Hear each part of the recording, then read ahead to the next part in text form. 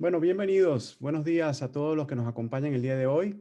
Les habla Víctor Julio Pérez, presidente de Cibe Solution, y es un placer tenerles con nosotros en este día. Aquí vamos a tener una distinguida funcionaria de la Comisión Europea que estará compartiendo con nosotros y queremos, antes de darle inicio a la actividad y presentarla, quisiera darles una pequeña reseña de la actividad e introductoria para poder entrar al tema que ella nos presenta el día de hoy. Bueno, realmente, aquellos que no tengan todavía muy claro el rol de la Unión Europea es una organización supranacional que está sobre los estados miembros que son 27 estados miembros.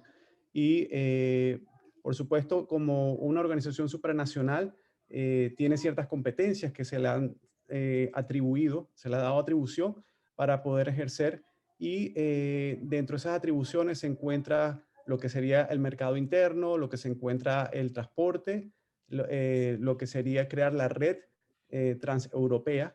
Y son algunas de las tareas justamente que nuestra invitada del día de hoy va a poder compartir en el tema de lo que es Smart Mobility and Sustainable Strategy. Y básicamente vamos a estar hablando un poco sobre eso.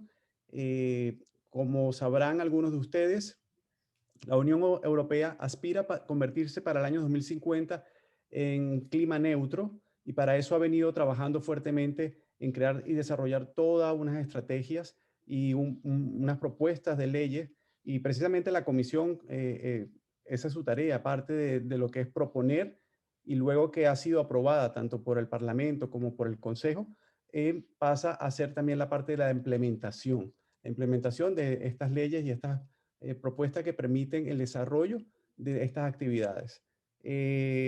Precisamente lo que sería hoy el tema, vamos a estar hablando del tema de movilidad y quisiera presentarles a la señora Díaz Pulido Flor. Ella es la jefa de la unidad de movimiento, MOVE, en lo que respecta realmente a la que es política de aviación. Ella se incorporó en la Comisión Europea en el año 95, en el departamento de la Dirección General de Pesca, y posteriormente pasó a la Dirección de Energía y de Transportes. Y se ha centrado muy particularmente en lo que sería el tema marítimo, lo que fue el mercado, lo que es el mercado interno y lo que serían las competencias y los asuntos relacionados con el transporte y los derechos de los pasajeros. Ella actualmente es la jefa de la unidad y va a estar presentando el tema de la estrategia nueva que se ha incorporado para ejercer a partir de este periodo.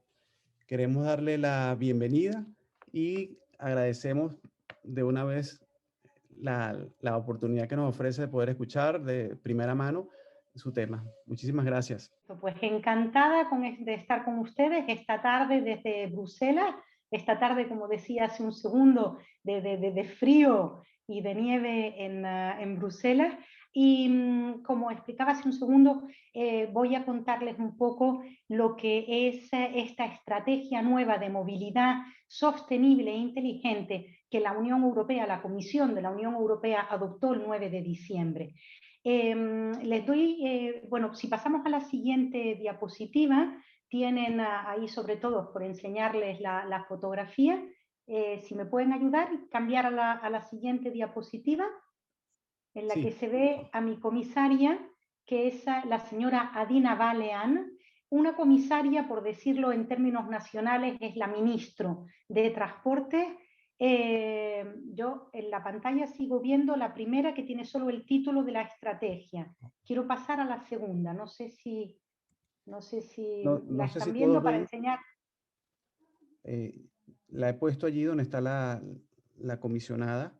No sé Ok, si todos vale, lo entonces ven. es que yo no la veo, yo sigo viendo solo la primera, pero si ustedes ven la segunda, fantástico. No, Víctor, yo sigo viendo la primera. Ok, vamos a ver cómo podemos resolver esto. Voy a parar un momento. Ujú. Estas son las No pasa nada. cosas típicas de la... De la vida virtual en la que saltamos todos sin tener un cursillo y nos hemos convertido en expertos en un año. Ahora sí veo a mi comisaria. Efectivamente, en esta diapositiva no me voy a parar, simplemente quería presentársela. Es, como le decía, el equivalente a la superministra, porque es como si fuera la ministra de Transporte de los 27 Estados miembros, y como antes explicaba el ponente precedente, la política de transporte es una competencia exclusiva de la Unión Europea. Es decir, que todo lo que yo les voy a contar lo hemos decidido a nivel europeo, porque es el nivel europeo, el que va a poder implementar todas las acciones que les voy a contar. Si pasamos a la siguiente diapositiva, a la tercera, les doy un poco el contexto. ¿Por qué la Unión Europea, la Comisión, ha decidido adoptar ahora una nueva estrategia para transporte? En primer lugar, les comento que prácticamente cada 10 años en Europa trabajamos mucho por visiones. Establecemos un plan estratégico que luego desarrollamos en 5 o 10 años.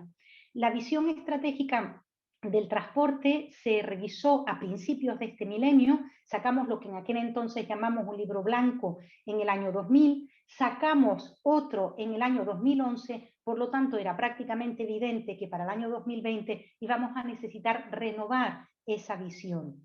Si además a eso añadimos que en el año 2019 se cambió el Colegio de Comisarios y se eligió un nuevo presidente de la Comisión Europea, que por primera vez en la historia ha sido una mujer, Ursula von der Leyen. En esta nueva comisión, bajo la señora von der Leyen, lo que es el ámbito de la sostenibilidad, desde el principio quedó claro que iba a ser la comisión más verde en la historia de Europa, y con la adopción de este Pacto Europeo Verde, que es lo que llamamos en inglés el European Green Deal, ya se dijo entonces que el objetivo era reducir el 90% de las emisiones de carbono en transporte para el año 2050.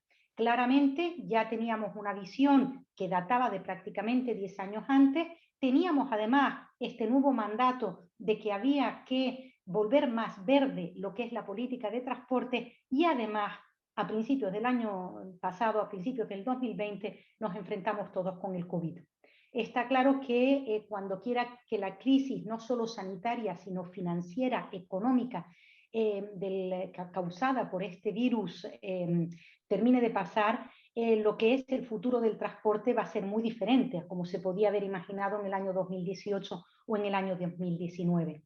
Y por eso la Comisión Europea decidió que necesitábamos una nueva estrategia que no solo renovara la visión en infraestructura y en vehículos, pero que además renovara la visión para hacerla más sostenible y más inteligente. Y esto me lleva a la siguiente diapositiva, la número 4, en la que hablamos efectivamente de los objetivos de esta estrategia. Los 3 objetivos es la sostenibilidad, me parece que decimos en castellano, la resiliencia y que el transporte sea inteligente. Mantengan estas 3 palabras en su memoria, porque se las voy a ir declinando a lo largo de toda la presentación. Pero al lado de estas 3 palabras hay otro par de palabras que a mí me gustan mucho y que son un leitmotiv de la política europea de transporte, que es la seguridad. La seguridad doble, en inglés diferencian entre safety y security. Yo siempre le digo a mis hijos que la safety es que no se te caiga el avión y la security es que no te lo tiren, porque en español empleamos la misma palabra para los dos, que es la seguridad, pero en inglés esta diferencia es muy gráfica. Evitar los accidentes aéreos y evitar también los problemas de terrorismo o cualquier otro tipo de ataque. Otra palabra que a mí me gusta mucho siempre aplicar a la política europea de transporte es la de que sea accesible. Nosotros creemos que el transporte tiene que ser accesible a la totalidad del continente, que las regiones remotas, como por ejemplo mis islas, yo soy española y vengo de las Islas Canarias, que están situadas en el norte de África. Nosotros necesitamos que la política europea de transporte sea una política integradora y que llegue a todas partes. Y la última palabra que no tienen ahí, pero que a mí me gusta mucho, es que sea asequible. Que sea asequible en el sentido de que todos los ciudadanos, incluso aquellos más vulnerables, puedan acceder a las ventajas que da una buena infraestructura de transporte. Entonces, este transporte seguro, accesible y asequible, se los voy a nombrar al final otra vez. Ahora nos vamos a centrar en los 3 objetivos que ven claramente en la estrategia, que es que sea sostenible, que sea inteligente y que sea resiliente. La estrategia está dividida en, digamos, 10 grandes áreas 10 estandartes, diríamos en español, con una serie de milestones, no sé, de nuevo, de puntos de inflexión. Digamos que son como los indicadores que nos van a indicar si estamos avanzando bien en la implementación de nuestra estrategia o no. Y esta estrategia, estos 10 estandartes, se declinan en un plan de acción que tiene 82 acciones individuales dentro, que en principio nosotros hemos tomado el compromiso que vamos a desarrollar en los próximos 5 años. Y para apoyar toda esta reflexión, adoptamos al mismo tiempo otro documento, que es lo que llamamos en la jerga europea un documento de trabajo de los funcionarios de la Comisión, la gente como yo, que es muy amplio, son unas 160, 170 páginas, en las que apoyamos con datos el por qué estos son los objetivos y por qué estos son los 10 estandartes y estas son las 82 acciones que nosotros consideramos que vamos a poder llevar adelante. Si pasamos a la siguiente diapositiva, la número 5, les cuento que estos objetivos los hemos dividido en 3 puntos de inflexión en el tiempo. Tenemos objetivos para el año 2030, tenemos objetivos para el 2035 y tenemos objetivos para el 2050. Por ejemplo, perdonen ustedes un segundo, esta es la alarma que dice que ya llevo trabajando demasiado tiempo hoy y que era hora de dejar de trabajar y de ocuparme de los niños. Esperen un momento que consigo anular la alarma. Lo siento, bueno, esto es la viva prueba de que les estoy dando mi tiempo libre. No sé por qué no consigo llegar a la alarma. Lo agradecemos, muchas gracias, de verdad. Ya, aquí estoy, perfecto. Lo siento y vuelvo con ustedes. Que sepan que mis 3 hijos están muy orgullosos de que su madre está aquí hoy y no les importa que les esté dando un rato de mi tiempo libre. Sigo con la presentación por donde estaba. Les indicaba efectivamente cuáles son, por ejemplo, los objetivos para el año 2030-2035. Tenemos objetivos que yo encuentro preciosos, como por ejemplo el que haya 30 millones de coches que ya no emitan nada de CO2 en las calles de Europa. O por ejemplo el que tengamos como mínimo 100 ciudades que sean totalmente neutras en materia climática. Yo siempre sueño con que una de esas 100 ciudades esté en mis islas, o por lo menos que haya 10 de ellas como mínimo en España. Tenemos, por ejemplo, el objetivo de que todo el transporte colectivo por debajo de 500 kilómetros se vuelva verde. Y esto para mi campo de actuación, que es la aviación, es verdaderamente un desafío, porque nosotros sabemos que a día de hoy no existen todavía aviones que no vuelen con queroseno, aviones verdes. Y el objetivo es tenerlos. Ahí abajo lo tienen en el año 2035. Queremos en Europa tener los primeros aviones amplios con suficiente cabida de pasajeros ya volando en el mercado europeo. No les leo la totalidad de los objetivos, los tienen en las diapositivas que luego van a poder distribuir a todo el público, pero como ven, soñamos alto en la Unión Europea. Queremos que haya una política de transporte de cargo, no solo de pasajeros, que funcione sin necesidad de papeles. A día de hoy en cada frontera el camionero se para y tiene que volver a revisar los papeles, intentar que eso ya no suceda, intentar que haya una billetería electrónica integrada, que tú te puedas comprar un billete y ahí tengas desde el de tu guagua, tu autobús en lenguaje canario, hasta el aeropuerto, a tu billete de avión, a tu billete de tren, que es el que te vaya a llevar al final a tu destino final. Queremos dejar de hablar de modos de transporte y queremos dejar de hablar de los horarios que ponen las compañías para empezar a hablar del transporte desde el punto de vista del ciudadano, de dónde quiero ir, hasta dónde quiero ir y poderlo tener todo integrado. Si cambiamos de diapositiva, vemos los objetivos para el año 2050 y ahí ya, si antes volábamos alto, ahora estamos llegando a la estratosfera. Ahí queremos que prácticamente la totalidad de los coches, los camiones, los autobuses que circulan por el territorio de la Unión Europea sean vehículos que no emitan. Queremos doblar la cantidad de transporte de carga que llevamos por ferrocarril, porque sabemos que los camiones contaminan mucho más que el ferrocarril. Queremos que haya 3 veces más red de alta velocidad de trenes, porque sabemos que la red de alta velocidad puede sustituir el transporte aéreo y también contamina menos. Queremos, además, por ejemplo, en Europa, pero supongo que en otras partes del mundo sucede igual, el transporte siempre ha estado más protegido y sobre todo el precio del carbono no se ha pagado tanto como en otros sectores económicos. Queremos que el transporte interiorice el precio del carbono, es decir, que sepamos exactamente cuánto cuesta lo que sale por el tubo de escape del coche en el que vamos a trabajar y cuánto cuesta lo que sale en los motores de los aviones, y que intentemos que ese coste se aplique en rebajar el nivel de emisiones. Y con esto yo creo que podemos pasar a la siguiente diapositiva, en la que ya entramos en, como les dije, tenemos 10 estandartes que están divididos en 3 patas. ¿Recuerdan? Hablamos de la pata sostenible, hablamos de la pata inteligente y hablamos de la pata resiliente.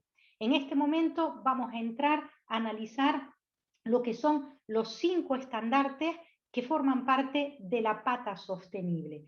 Ahí, como ven en la diapositiva, lo que intentamos en Europa es que todos los medios de transporte se vuelvan más verdes. No se da prioridad al transporte terrestre y se olvida al marítimo o se olvide al aéreo. Todos ellos tienen que ser más sostenibles y queremos poner los medios necesarios para acompañar esta transición.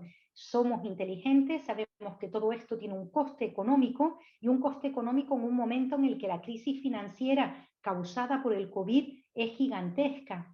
Entonces, en Europa estamos intentando crear los buenos incentivos económicos, asegurarnos de que se puede apoyar a las empresas que forman parte del transporte, del sector del transporte, para que puedan llevar a cabo esta transición de la mejor forma posible. Cambiamos de diapositiva y pasamos a la siguiente. Y ahí tienen las 5, ellas me las sé de memoria, sabía que había 5 en la parte de sostenibilidad. Y efectivamente ahí la primera, nuestro primer sueño son los vehículos. Si me acompañan en las 5 verán que tiene lógica. El transporte está constituido por la infraestructura, las carreteras en las que nos movemos, los vehículos con los que nos movemos y luego lo que metemos dentro del motor de esos vehículos. Entonces el primer estandarte se trata de intentar conseguir que todos los buques, todos los aviones, todos los vehículos, los camiones, los ferrocarriles, etcétera, a largo plazo ya no tengan emisiones y que a su vez se muevan con combustibles renovables y que tengan una baja cantidad de CO2. Y al mismo tiempo, el segundo me lleva un poco a la infraestructura de aeropuertos y de puertos, pero en el primero también tienen, cuando decimos related infrastructure, queremos hablar de la infraestructura de carretera, de la infraestructura de ferrocarriles. Se une con la segunda estandarte, que es que queremos además que los aeropuertos y los puertos, ellos en sí mismos tampoco emitan. Nosotros sabemos que alrededor de los puertos y de los aeropuertos hay siempre un conglomerado industrial, y que los mismos puertos y aeropuertos tienen una serie de actividades y de servicios que a día de hoy también emiten. Entonces la idea, por ejemplo, es que la pequeña guagua que te lleva de la terminal del aeropuerto hasta el avión, ella también sea eléctrica o sea con hidrógeno, que ella tampoco emita. O que la grúa que te sube los grandes contenedores a los barcos, esa grúa sea también verde y tampoco emita. El tercer estandarte abandona un poco mi gran infraestructura de transporte y se centra más en lo que es el transporte interurbano y el transporte urbano. No sé si ha sucedido un poco la misma transformación en las ciudades en Latinoamérica, pero en Europa, cuando entramos en el primer confinamiento en el mes de marzo, nos encerraron, dependiendo de en qué parte de Europa estábamos, 60 días, 30 días, 40 días, pero prácticamente todos, cuando volvimos a abrir la puerta de la calle y miramos a lo que había afuera, no encontramos el mismo paisaje.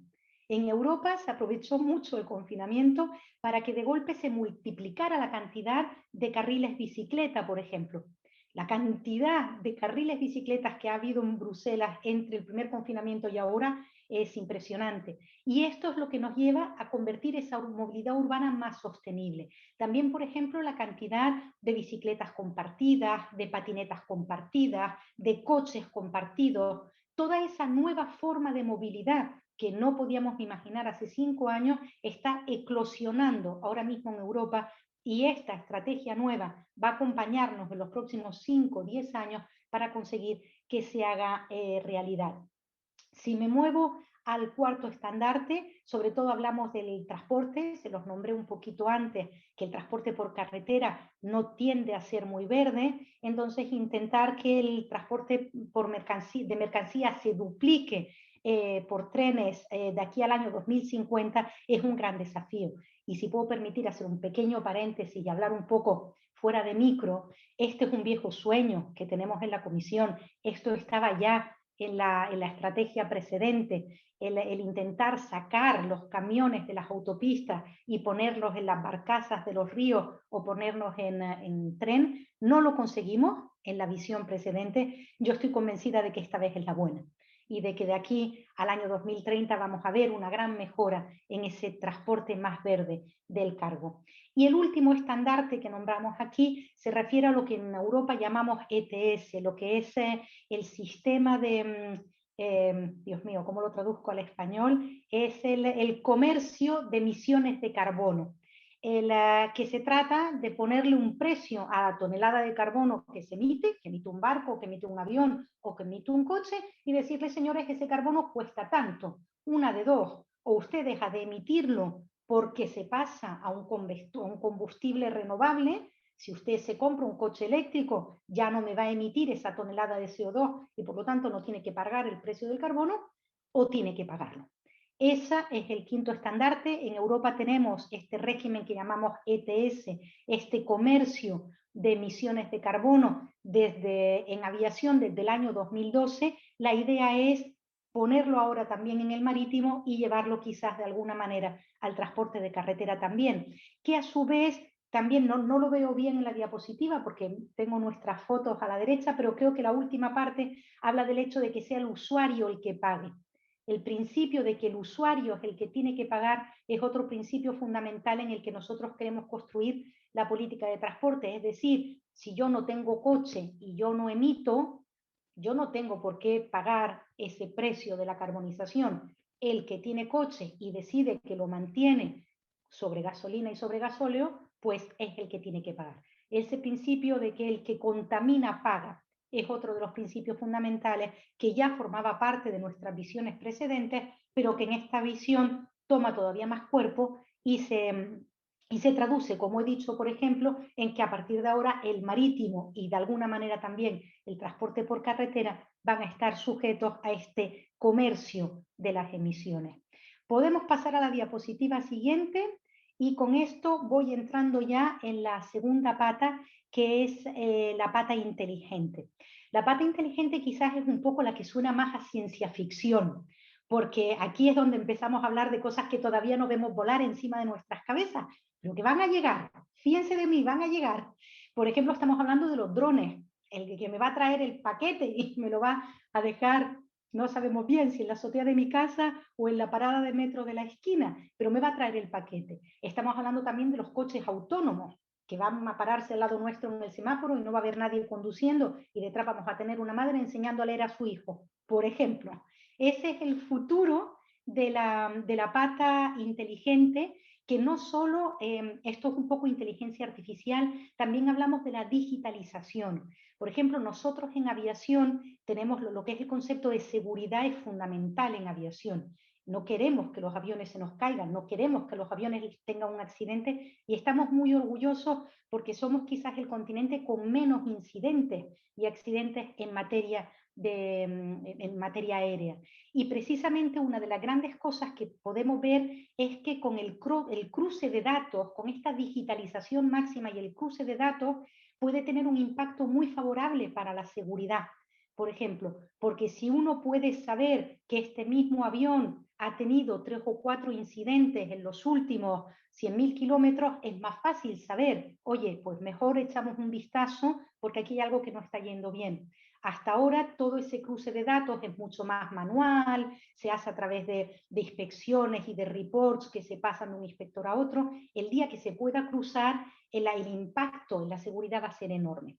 Entonces podemos bajar a la siguiente diapositiva, que tenemos los dos estandartes de esta, que en el fondo, porque yo soy una entusiasmada y me adelanto y les cuento las cosas más rápido de lo que se las pongo, pero ahí las tienen en cierto sentido las dos. Quizás la idea que les puedo añadir todavía, les he hablado de mis drones, les he hablado de mis coches autónomos, les he hablado del poder inmenso de la digitalización para mejorar la seguridad. También les quiero hablar de lo que es el nuevo billete que soñamos en Europa, un billete electrónico e integrado. Se los decía un poco en la apertura, yo pueda empezar a definir mi transporte, no el haber la compañía de autobuses, este es el horario, y luego cuando llegue la compañía aérea, este es el horario, no. Que yo pueda decir, yo quiero llegar de mi casa a casa de mi madre y hay 10.000 kilómetros en medio. Y yo me compro un billete y ese billete cubre los 10.000 kilómetros y los distintos pasos que yo tengo que hacer para llegar de Bruselas a Gran Canaria. Esas son, digamos, los tres grandes sueños detrás de lo que hablamos cuando hablamos de un transporte inteligente.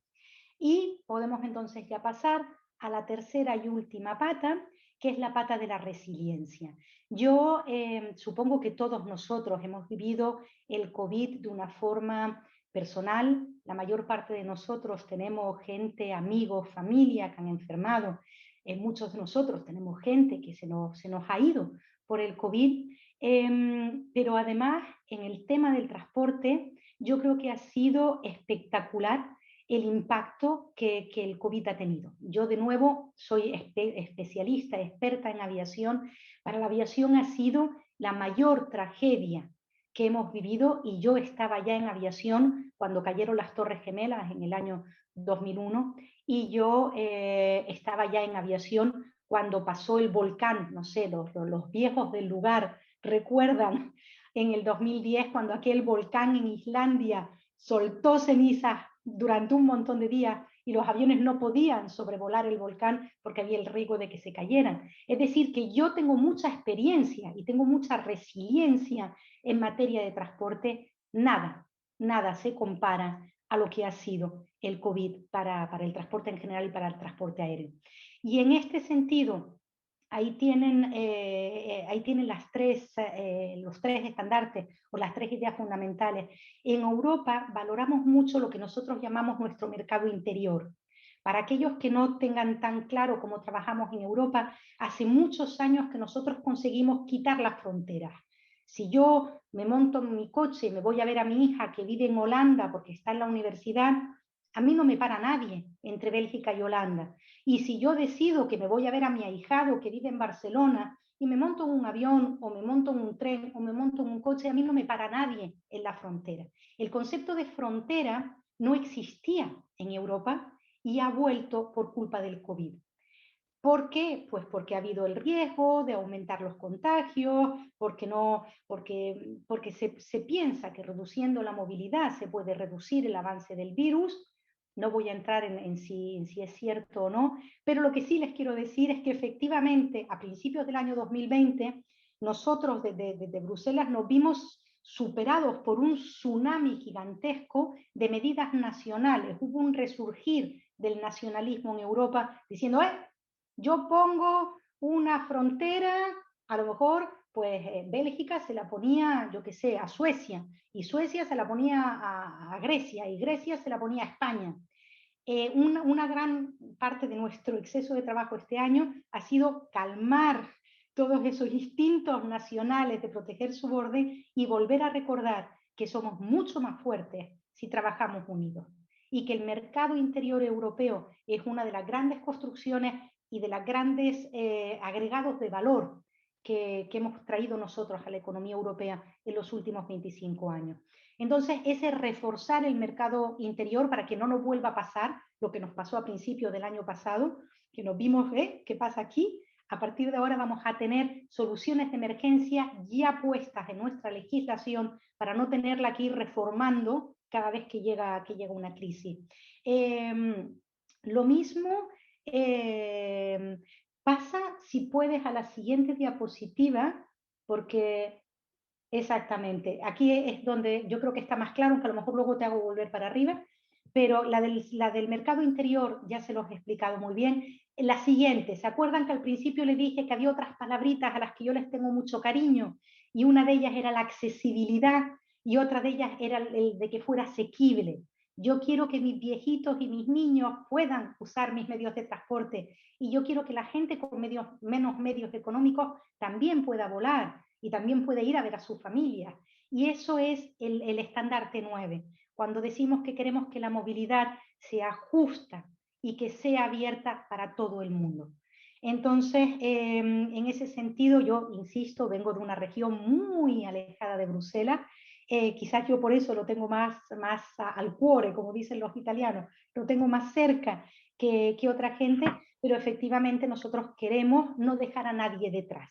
Queremos que el pasajero con movilidad reducida pueda coger su tren y pueda coger su avión. Queremos que, como decía antes, pues el pasajero más vulnerable pueda hacerlo. Y también queremos aumentar, ven, ahí tienen las dos palabras en inglés, el safety y el security. Si se acuerdan lo que yo le contaba a mis niños, el safety es que el avión no se me caiga, que yo no me encuentre con un problema en el motor y que el avión me falle en pleno vuelo. La security es que nadie se me meta en el avión y me lo tire. Nosotros queremos seguir luchando porque el transporte sea más seguro en los dos ámbitos. Por ejemplo, además yo hablo siempre de mis aviones, pero si nos ponemos en el transporte por carretera, todos sabemos que, por ejemplo, una causa de mortalidad grande entre la gente joven son los accidentes fatales en carretera. Entonces, otro de los grandes objetivos de Europa, ya hemos disminuido muchísimo el número de muertes en carretera en Europa en los últimos 20 años, queremos prácticamente eliminarlos totalmente de aquí al año 2050. Entonces, estas son las tres formas en las que nosotros queremos sacar lecciones de crisis anteriores, de la crisis del COVID, y conseguir que la infraestructura de transporte esté abierta a todo el mundo, sea más segura y desde luego que las viejas fronteras no vuelvan. Con esto estoy llegando al final de mi presentación y yo creo que más o menos estamos en la media hora que yo me había planteado. Me parece que queda una última slide, no estoy segura. Sí, esta es un poco la visión, porque hasta ahora yo les he hablado mucho de lo que soñamos en Europa, pero en Europa soñamos también grande, soñamos con el mundo y soñamos con nuestro rol en el mundo. Entonces nosotros querríamos que todas las ideas buenas que hay en esta estrategia se compartan, que todas las lecciones que podemos aprender y que hemos aprendido en Europa se compartan. Nosotros queremos que este sueño verde nuestro de que el transporte deje de ser una cuarta parte de las emisiones globales, de que de verdad podamos avanzar juntos para que para el año 2050 nuestro planeta sea cero en emisiones y podamos recuperar nos podamos parar en ese grado y medio que es nuestro sueño. Nosotros sabemos que no podemos soñar solos, tenemos que soñar con el resto del mundo. Y eso nos lleva a querer trabajar conjuntamente, por ejemplo, de nuevo vamos a mi tema, en la Organización Internacional de la Aviación Civil o en la Organización Marítima Internacional. Queremos llevar todas estas ideas a los foros internacionales y trabajar con otros países que sueñan como nosotros con una decarbonización y con un transporte más resiliente y más inteligente para conseguir estos objetivos que consideramos comunes. Y al mismo tiempo queremos asegurarnos de que no hay una distorsión en la competencia internacional y que mantenemos un nivel, lo que en inglés llaman el level playing field, como yo siempre le explico a mis hijos, que es como si jugaras al fútbol en una pendiente. Un equipo siempre tiene más ventaja que el otro, ¿no? La pelota tira más hacia una portería de lo que tira hacia la otra. Nosotros queremos que el terreno de juego internacional sea un terreno de juego justo y que, por lo tanto, si hay alguna tendencia a decir, bueno, pues tú cuestas más caro porque descarboniza, entonces yo voy a venir por detrás y a costar más barato, esos intentos se neutralicen para asegurarnos de que todos avanzamos en base a los mismos principios y con la misma visión, a cada uno a su velocidad, claramente, pero compartiendo una serie de objetivos comunes en el ámbito internacional.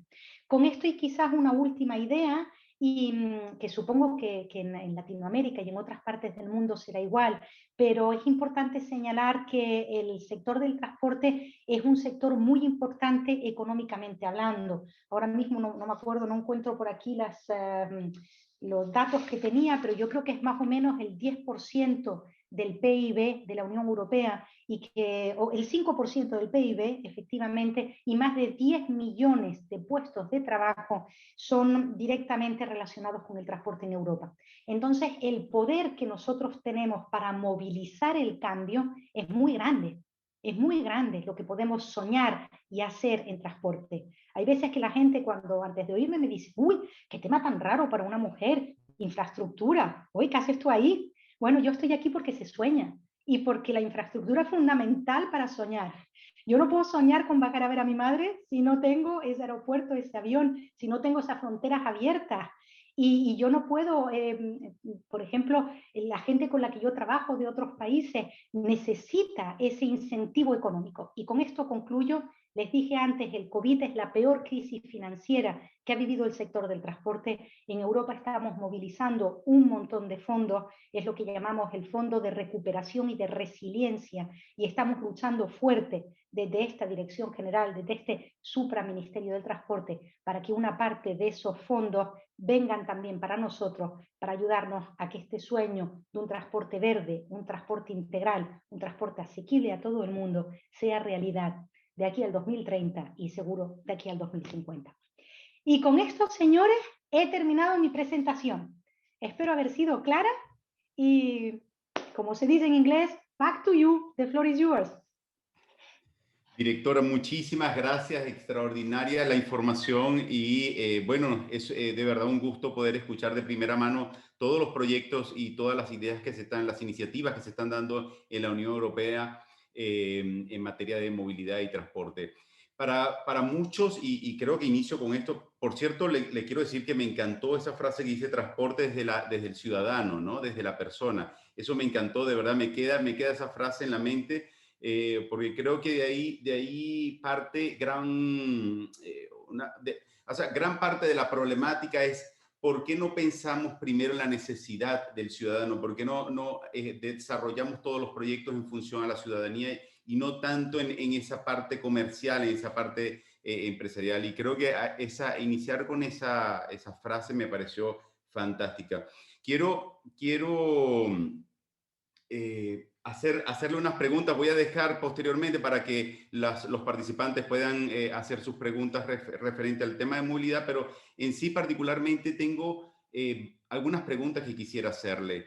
En América Latina hay ciertas limitaciones en temas de fondos, en temas de recursos, y creo que muchos nos estaremos preguntando cómo podemos llegar o cómo podemos soñar allá donde se está soñando en Europa, o también cómo podemos adaptar las condiciones que tenemos en América Latina a medianamente poder llegar a esa emisión, no tanto al cero, sino de una u otra forma la movilidad sustentable. ¿Cómo podemos generar una sociedad en la cual se piense de una forma smart, de una forma inteligente, que también contribuya a una movilidad más responsable? Y esa resiliencia, cómo podemos generar espacios de resiliencia en una mentalidad latinoamericana que es distinta a la europea, y que tiene ciertas formas de interpretar lo que es movilidad de una forma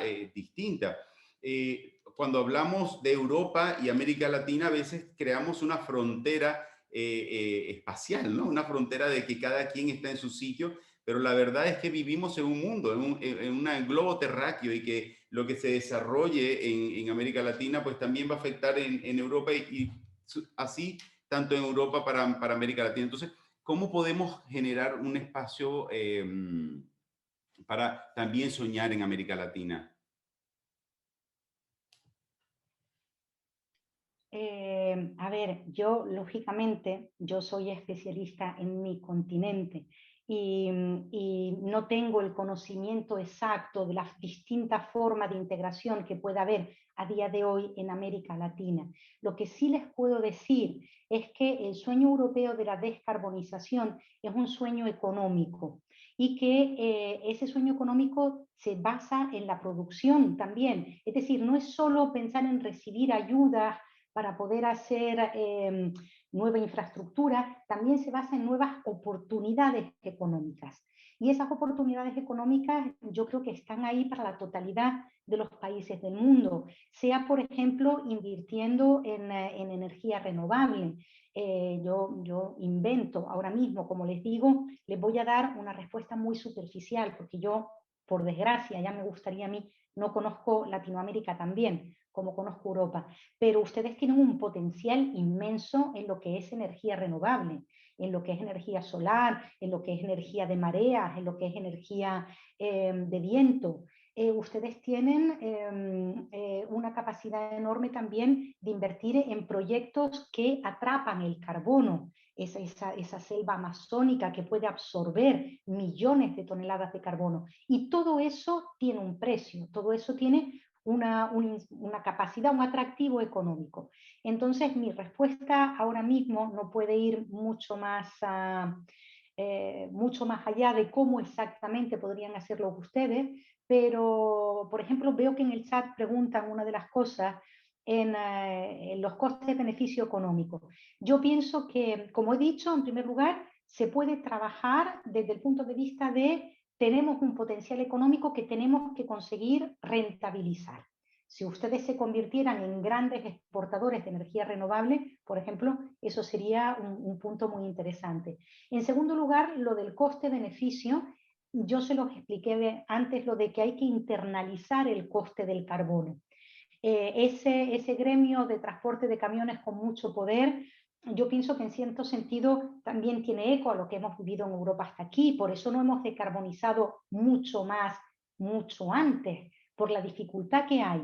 Pero está claro que en el momento en el que el gremio de camiones tuviera que empezar a pagar de verdad el precio de esa tonelada de carbón, que a día de hoy en Europa está, yo creo que esta semana está a 39 euros, pero va a ir subiendo cada vez más y la idea es que probablemente se pongan más de 70 euros en los próximos 4 o 5 años, que eso es un equivalente en dólares, pónganse que estamos hablando de entre 70 y 80 dólares por tonelada. El día que tuvieran que pagar eso, pues digamos que le verían el incentivo económico a dejar de emitir y le verían el incentivo económico a empezar a invertir pues en coches eléctricos, en camiones de hidrógeno y en todo lo demás. Números en Europa sí tenemos, y de hecho por eso les nombraba eso que en la primera slide o en la segunda dice Staff Working Document, y pido perdón por no tener las diapositivas en español, pero cada vez trabajamos más en inglés y por ahora es la única lengua en la que las tengo. Tampoco podría dar la conferencia en francés y tendría que darlas también con las diapositivas en inglés. Pero en ese documento de trabajo del personal de la comisión, en esas 160 páginas que digo yo que acompañan, ahí tienen ustedes un montón de datos. Y termino esta primera pregunta con esta respuesta: síganos, sigan a la Unión Europea, porque en el mes de junio vamos a adoptar un paquete enorme de medidas legislativas con un montón de datos detrás, que van a decir por qué el precio de carbono va a ser este, o cuánta energía renovable necesitamos y vamos a poder crear. Ese es el paquete que nosotros ahora mismo llamamos en Europa el paquete 55, porque el objetivo europeo bajo el Acuerdo de París es disminuir en un 55% nuestras emisiones de carbono para el 2030, y este paquete legislativo que les digo se va a adoptar en junio va a intentar cumplir con ese objetivo, reducir al 55% las emisiones de carbono. Y ahí van a tener todavía más datos. Entonces les invito a ir mirando el sitio web de la Unión Europea e ir viendo estos documentos que se van publicando. Como les digo, el de la estrategia se publicó el 9 de diciembre y vamos, si quieren a través de mí, a mí no me cuesta trabajo. Si me mandan un email en junio, yo les mando el enlace a los distintos documentos que vayan saliendo, y con esto pueden ustedes tener acceso directo a los datos que se publican en Europa. Pues bueno, aprovecho la oportunidad para invitarle en junio nuevamente a poder hablar sobre esto, porque creo que va a estar muy interesante poder conversar. De seguro vamos a poder estar un poco más enterados de toda esta información, pero bueno, ya le extiendo una invitación para el mes de junio y julio si es posible. Usted hablaba de 82 acciones para desarrollar en los próximos 5 años. Dentro de esas acciones se plantea también a ver, de una u otra forma, un vínculo con América Latina o un tipo de convenios o acuerdos con América Latina en llegar a cumplir con estas expectativas, estas posibilidades, independientemente de lo que pase en Latinoamérica o no. ¿También se tiene la idea de acercarse a otros países latinoamericanos? La idea efectivamente de acercarse a Latinoamérica forma parte de nuestra visión, pero probablemente ustedes no las van a encontrar en las 82 medidas, porque eso forma parte de lo que es, digamos, otra pata de la política europea, que es las relaciones, lo que llamamos la diplomacia climática y las relaciones internacionales. Entonces, las 82 medidas, sobre todo, se focalizan en los cambios legislativos que necesitamos en Europa para asegurarnos de que nuestras leyes pueden ayudar a cumplir estos objetivos, ¿vale? Sobre todo son 82 medidas que yo llamo nacionales, porque yo soy europea, pero que en realidad son pues como federales, se aplican a los 27 Estados miembros. Pero nosotros acompañamos toda esta visión con lo que llamamos la diplomacia climática y con acuerdos de cooperación de distinto tipo. Por ejemplo, si yo voy a mi ámbito de aviación, que es el que conozco mejor, nosotros colaboramos mucho con América Latina a través de nuestra Agencia de Seguridad Aérea, que se llama EASA, y colaboramos tanto en el ámbito de la seguridad como en el ámbito medioambiental. Nosotros también colaboramos a través de la OACI, la Organización Internacional de la Aviación Civil, a través de programas de apoyo para la implementación de CORSIA, que es el Acuerdo Internacional de Aviación para reducir las emisiones en aviación. Entonces, hay toda esta serie de proyectos. Efectivamente, yo no sé si hay una visión puesta junta de todo lo que se hace entre Europa y América Latina. Esa pregunta tendría yo que referirla al Departamento de Servicio Exterior y ver si ellos tienen una respuesta más concreta que darle. Yo sé, como les digo, que tenemos mucha colaboración en temas concretos y en particular en aviación, como les digo yo, sé que tenemos mucha colaboración en el término en tema de seguridad aérea. Una respuesta más global no les puedo dar ahora mismo. Podría intentar averiguarla y yo creo que, si no me equivoco, mi asistente está también en la llamada, y si ella está, Gloria, recuérdamelo, y si puedo encontrar algo, se lo facilito. Sí, Flor, estoy aquí. Gracias, Gloria. Perfecto, Hola. pues aquí tienen a una italiana y una española comprometidas a intentar buscarles la información. Vale. Fue súper la presentación. Perfecto, muchísimas gracias. Sí, bueno, por una u otra parte también, y reforzar un poco lo que en sí hacía ver de una forma como soñadora, ¿no? Que es la parte SMART y todo lo que se está pensando con esa parte SMART, ¿no? Debajo de toda esa parte soñadora o de esa parte de fantasía, como bien lo señalaba, tengo información de grupos de personas aquí en Alemania concretamente que tienen una lucha encarnecida por construir aviones o taxis como drones, y también que hay como una especie de búsqueda de sitios para establecer pistas de aterrizaje de estos drones aquí en Alemania concretamente. ¿Cómo se está planteando todo esto en Europa? Porque sí que de una u otra forma suena soñador, pero la tecnología se ha desarrollado tan rápido que hemos visto un avance en muy corto tiempo de todo esto. Entonces pensamos que en América Latina no llega, pero vemos que ya todo el tema de los drones está creciendo. ¿Cómo se Sí. está manejando esto desde Bruselas? Efectivamente, además, si esta es una opinión totalmente personal mía, pero yo tiendo a pensar que los drones tienen todavía un mayor potencial en Latinoamérica que en Europa, porque nosotros tenemos, sobre todo en lo que es la Europa, lo que nosotros llamamos la Europa de los 15, los primeros 15 estados que empezaron a unirse desde el año 57, empezaron primero 6 y luego poquito a poco. La infraestructura ya terrestre es muy fuerte. Nosotros tenemos mucha infraestructura ferroviaria, de autopistas, etcétera. Pero, por ejemplo, en la Europa que llamamos de los 13, la Europa que se adhirió a la Unión Europea después del año 2004, hay mucho menos infraestructura terrestre y yo creo que en otras partes del mundo, como en África o quizás en algunas partes de Latinoamérica, esa infraestructura terrestre tan fuerte todavía no existe. Y los drones van a poder paliar, porque los drones no necesitan infraestructura, necesitan volar, necesitan infraestructura para aterrizar y para despegar, pero mucho menos, ¿no? No estamos hablando de miles y miles de kilómetros de vías de ferrocarril y de autopistas. Entonces yo le veo un potencial enorme a los drones. Y efectivamente este año, ahora mismo no recuerdo, pero es una de las 82 acciones, vamos a sacar una estrategia para seguir adelante con el tema de los drones y de la infraestructura.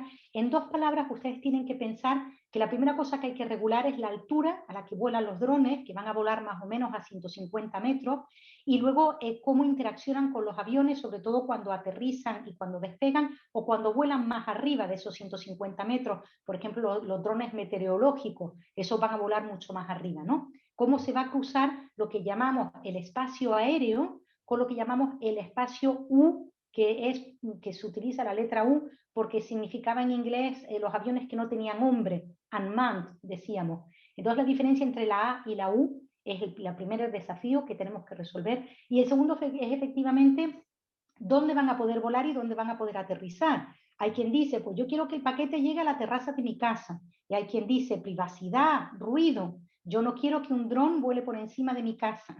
Entonces hay distintas teorías. Se puede pensar que se pueden utilizar los aeropuertos convencionales o que se pueden utilizar paradas de metro, como decía antes, o los techos de colegios, por ejemplo.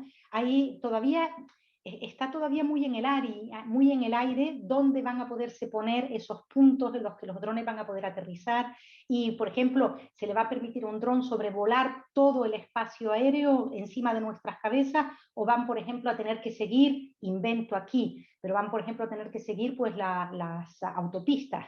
Vamos a suponer que si yo quiero ir de Bruselas a La Haya, pues el dron va a tener que seguir la misma autopista que está trazada a día de hoy, y luego es la última milla, el último kilómetro, el que pueden hacer de una forma diferente. Yo no soy experta en drones, pero como les digo, este año va a salir un segundo paso, porque la estrategia de drones ya sacamos una hace 5 años, pero para seguir adelante, porque efectivamente la tecnología está cada vez más avanzada y ahora necesitamos que la legislación siga, que se adopten las leyes de seguridad y de infraestructura necesarias para poder hacer realidad esta potencialidad. Y como digo, una vez, o sea, ¿en qué otro valor añadido le veo yo a Europa? ¿En qué les puede ahorrar Europa a Latinoamérica? Les podemos ahorrar un montón de ensayo y error.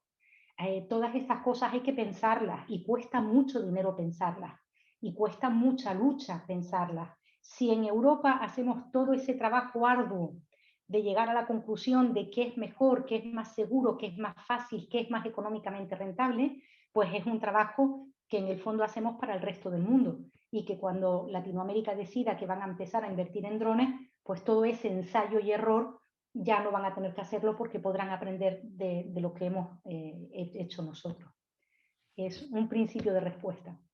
Sí, no, excelente. Veo que ya hay varias preguntas sobre drones y creo que también estaremos esperando esas leyes, ¿no? Que de una u otra forma irán a regular todo lo que tiene que ver con la fauna, todo lo que tiene que ver con ese espacio aéreo, de cómo serán las rutas de movilidad de estos drones.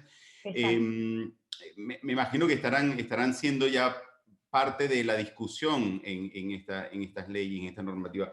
Me gusta mucho lo que ha comentado ahora.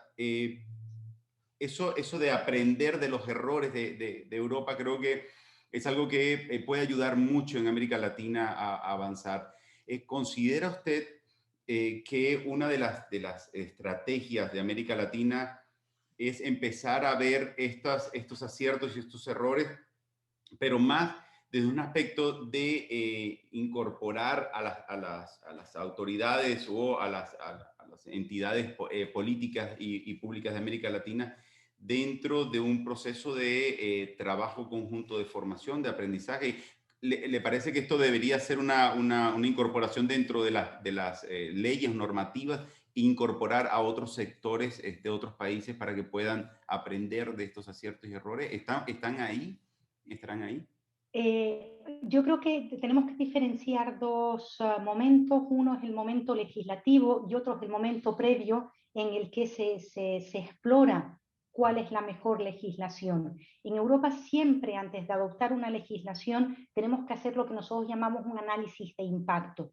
Y ese, en relación a la estrategia, el documento que yo les digo que tiene 160, 170 páginas y que está lleno de datos, es el análisis de impacto de la estrategia. Cada vez que en Europa aprobamos una ley, la aprobamos siempre con un análisis de impacto.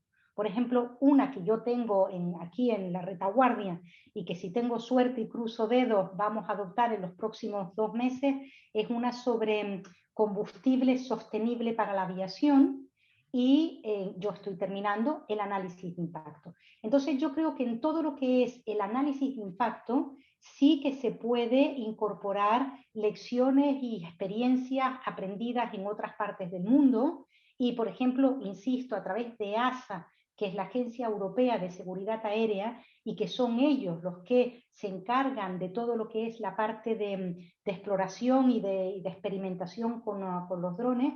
Hay seguro acuerdos con Latinoamérica. Ahora mismo no puedo asegurarles que haya uno con los drones, pero sí les digo que el diálogo es fluido y que hay mucha relación entre los directores generales de la aviación civil latinoamericanos con los europeos.